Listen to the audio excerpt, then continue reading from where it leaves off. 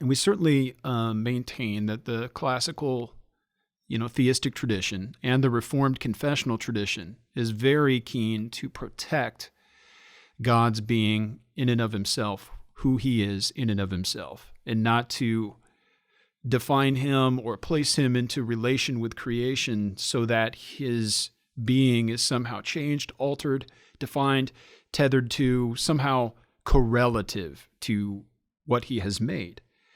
But the question then becomes, how do we know that that's the right thing to do? So here's a methodological question. What's the proper relation here between dogmatic or systematic theology and exegetical and biblical theology?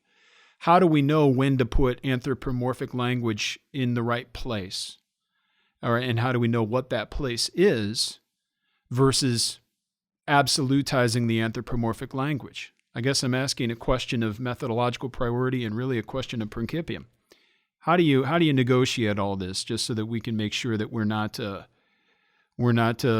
placing the wrong biblical text at the center, and we should probably be placing the anthropomorphic text at the center? Yeah. Just asking that question, Camden, shows your keen awareness of just how confused our modern milieu is on this very topic.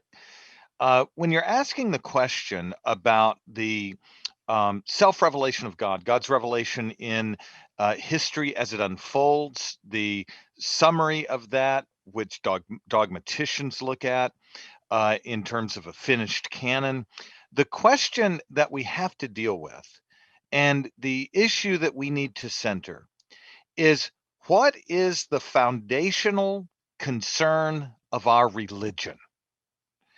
Who is the God we worship? At the core of our identity, whether we're thinking in terms of the unfolding of God's revelation in time, the domain of biblical theological study, or whether we're thinking of the fixed and finished canon of God's self-revelation in the Old and New Testaments, and asking what the scriptures as a whole teach about God, we have to ask our question in this way: who is the God that we as Christians worship in light of his self-revelation, in light of his relation to us?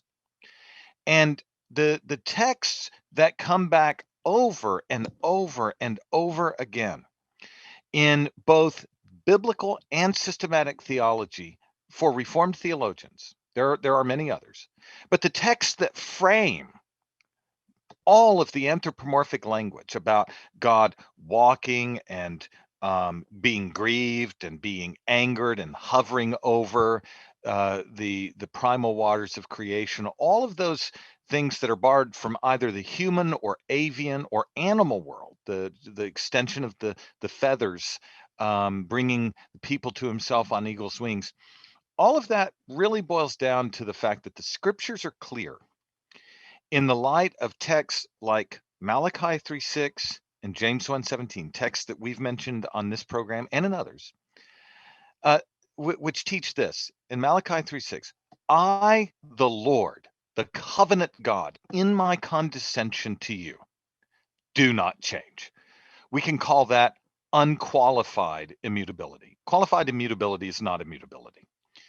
In James 1:17, complementing that, thinking from the perspective of the creation in James 1:17, the Father of the heavenly lights, the great light that rules by day and the lesser light that rules by night, in giving every good and perfect gift and receiving our praise for it, he does not change like shifting shadows. And so when you're asking the kind of methodological question, one way to frame it, the theological, the exegetical, the biblical question, one way to frame it is in terms of worship. And here's the question: do we worship as Christians, in light of the Bible's teaching, in light of the summary of its theology in the creeds and confessions, do we worship a mutable God? And if I could, Camden, Bavinck, and this is something we haven't quoted from Bavinck previously, just to give you a little wider exposure. And for history's sake, it's important to recognize Bavinck and Voss were the closest of friends. And not just intellectually, but even family friends. So they're interacting here, and this isn't just an imposition where somehow we like this Bavinck quote and just going to pull it in here for the sake of conversation. This is germane. Yes, and they're corresponding Sure. as friends regularly. And we can pull other Voss material in, which we will do later. But listen to this. This is the way Bavinck frames it. In the Reformed Dogmatics to 156 through 57, listen to this quotation. He says, nevertheless, the doctrine of God's immutability is highly significant for religion. The difference between the creator and the creature hinges on the contrast between being and becoming. All that is creaturely is in process of becoming.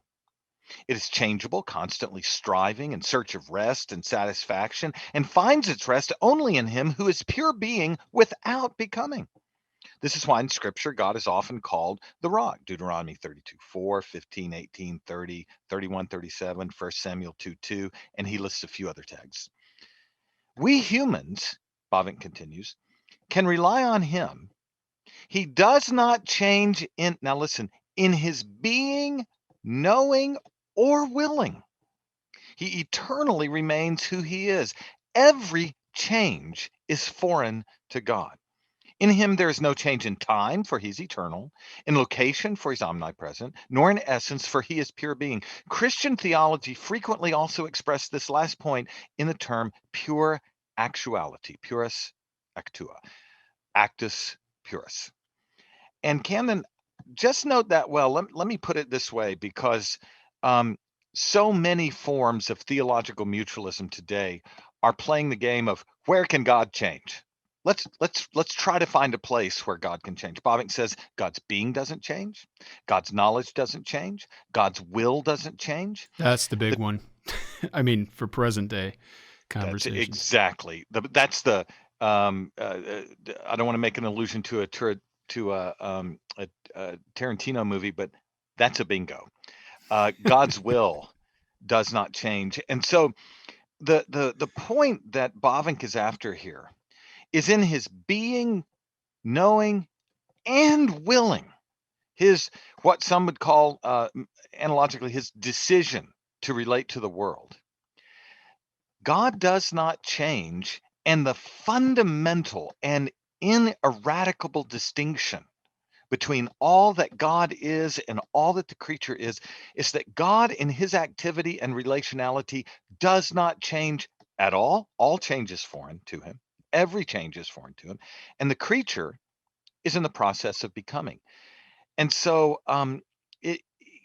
that right there, that's going to be the fundamental doctrinal affirmation that frames how we speak of anthropomorphism, or as you said, anthropopathism.